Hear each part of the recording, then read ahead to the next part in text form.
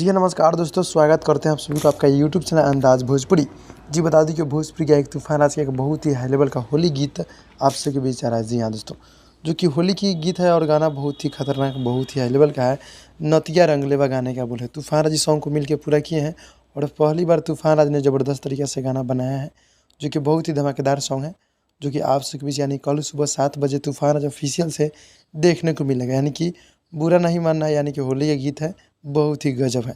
नया होली गीत है 2024 का सबसे सुपर हिट ये गाना होने वाला है, नतिया रंगलेवा, जो कि गाना बहुत ही खतरनाक, बहुत ही हाई लेवल का है, जो कि तूफ़ान राज गाए हैं और गीत को लिखे हैं बड़े भैया पप्पू परदेसी जी और म्यूज़िक है जेपी तिवारी जी का। जी हाँ दोस्तों, तो ये काफ़ी गज़ब का सॉन्ग है, जो कि गाना कल सुबह फुल वीडियो सॉन्ग देखने को मिलेगा, यानी कि सुबह 7 बजे आप सब देखिएगा। गाना पूरी तरह से बवाल का होने वाला है। जी हाँ दोस्तों, तो जितने भाई लोग देख रहे हैं आप लोग मेरे चैनल को सब्सक्राइब कर नोटिफिकेशन बेल आइकन आप लोग ऑल पे कर दीजिएगा। तो भाई लोग छोटा सा अपडेट था, अच्छा लगा तो लाइक कीजिएगा। मिलते हैं अगले वीडियो में, तब तक के लिए धन्यवाद दोस्तों।